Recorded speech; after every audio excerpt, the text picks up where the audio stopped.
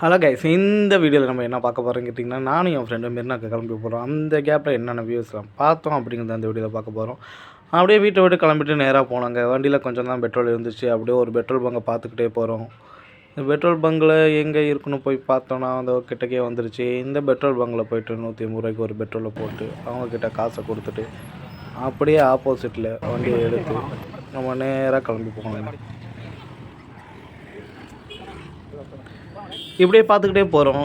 ஒரே டிராஃபிக்காக தான் இருக்கும். நம்ம சென்னைனாலே தெரியும், எப்போ பார்த்தாலும் டிராஃபிக்காக இருக்கணும். உங்களுக்கு வேகமாக போயிட்டே தான் இருக்கும். நம்ம நேராக போயிட்டு அந்த காவேரி ஹாஸ்பிட்டலை கொஞ்சம் கிராஸ் பண்ணிவிட்டு இங்கே தான் நம்ம கலைஞரை கொஞ்சம் நாள் அட்மிட் பண்ணி வச்சுருந்தாங்க. அது உங்கள் எல்லாருக்குமே தெரியும். அதை தாண்டி அப்படியே கிராஸ் பண்ணிட்டு போயிட்டே இருப்போம். இன்னும் எத்தனை கிலோமீட்டர் போகணும்? ஒரு 2-3 கிலோமீட்டர் தானே வந்துடும். இந்த பக்கம் தான் போயிடலாமா? ஓகே கைஸ், அப்போனா இன்னும் 2 நிமிஷத்தில் நம்ம மெரினா போய் சேர்ந்துருவோம்னு நினைக்கிறேன்.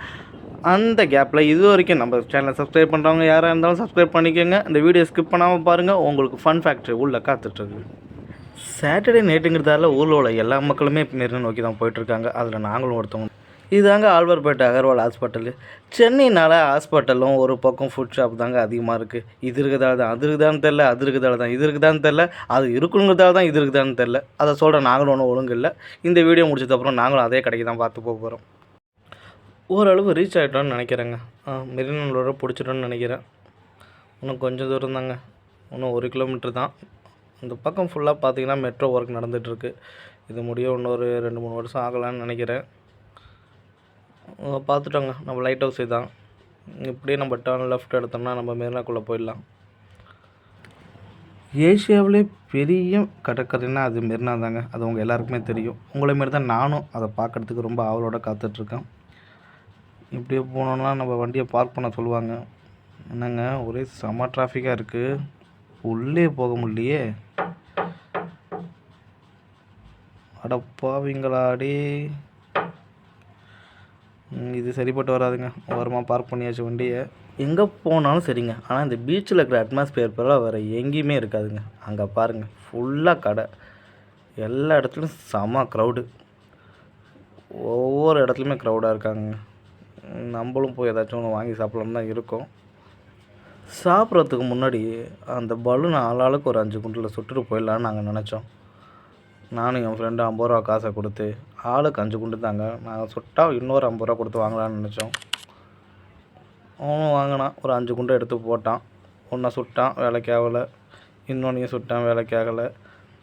இன்னொன்று சுட்டான், வேலைக்கு ஆகலை. எப்போ போதும் பண்ணின்னு அப்படின்னு சொல்லிட்டு நான் வாங்கி சுட்டேங்க.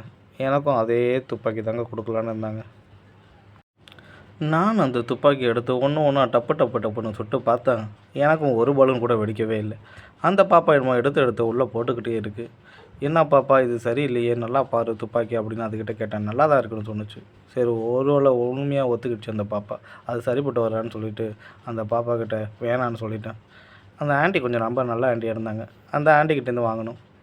ஆண்டி எனக்கு தாங்க, நான் இதுலேருந்து எடுத்து சுட்டு பார்க்குறேன் அப்படின்னு எடுத்து சுட்டு பார்த்தேன். ஒன்றும் சொல்ல, அடுத்த பலூன் வெடிச்சிடுச்சு.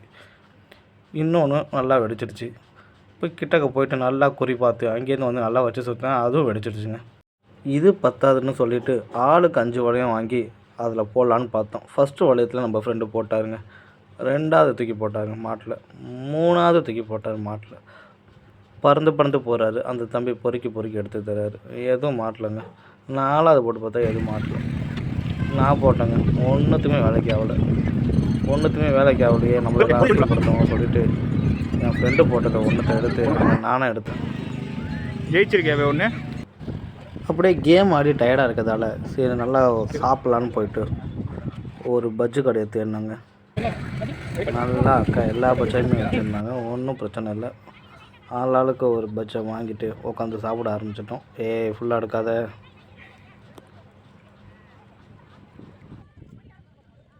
இங்கே இருந்த காளான் பஜ்ஜி ஃபுல்லாக எல்லாத்தையும் சாப்பிட்டு முடிச்சுட்டு அப்படியே கொஞ்சம் நேரம் பீச்சுக்குள்ளே போகலான்னு சொல்லிட்டு போனாங்க. இந்த பீச்சில் இருக்கிற அந்த கிளைமேட்டே வேறங்க. இங்கே படுத்து தூங்கிலாம் போல் இருக்கும். என்ன போலீஸ்காரங்க விட மாட்டாங்க. அங்கே பாருங்கள், அலையை பாருங்கள், சுற்றி பாருங்கள் எவ்வளோ கலர்ஃபுல்லாக இருக்குன்ட்டு. அந்த பீச்சு காற்று கொஞ்சம் நேரம் அப்படியே சுவாசிச்சுட்டு அதுக்கப்புறம் போதுண்டா சாமின்னு சொல்லிவிட்டு வண்டி எடுத்துகிட்டு நேராக பட்டினம்பாக்கம் ரோட்டை போனாங்க. பட்டினம்பாக்கத்தை பார்த்தீங்கன்னா பட்டினம்பாக்கம் ஃபுல்லாகவே நமக்கு எல்லாமே மீன் தாங்க. ரொம்ப லோ ரேட்டில் கிடைக்கும். இன்னும் கொஞ்ச நேரத்தில் பார்ப்பீங்க பாருங்கள். இந்த டேர்ன் முடிஞ்சதுக்கப்புறம்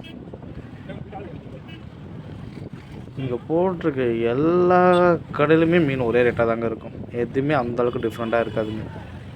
மேபி ரெகுலராக வாங்குறவங்க என்ன கம்மி ஆகலாமே தவிர எந்த மாற்றமும் இருக்காது. கைஸ், இங்கே இருக்க மக்களுக்கும் நமக்கு என்ன டிஃப்ரெண்ட் பார்த்தீங்கன்னா, நமக்கு இங்கேருந்து மீனை வாங்கிட்டு போய் வீட்டில் சமைக்கிற வரைக்கும் தாங்க மீனோட ஸ்மெல்லு. ஆனால் இங்கே இருக்க மக்கள் 24/7 அந்த மீனோட ஸ்மெல்லு அவங்கள்ட்ட இருந்துகிட்டே இருக்குங்க. இவங்களுக்கு பற்றி இம்பார்ட்டண்ட்டாக ஒன்று சொல்லணும்னு பார்த்தீங்கன்னா, வேர்ல்டுக்கு ஃபிஷ்ஷை எக்ஸ்போர்ட் பண்ணுறதுல இந்தியாவுக்கு 3வது இடங்க.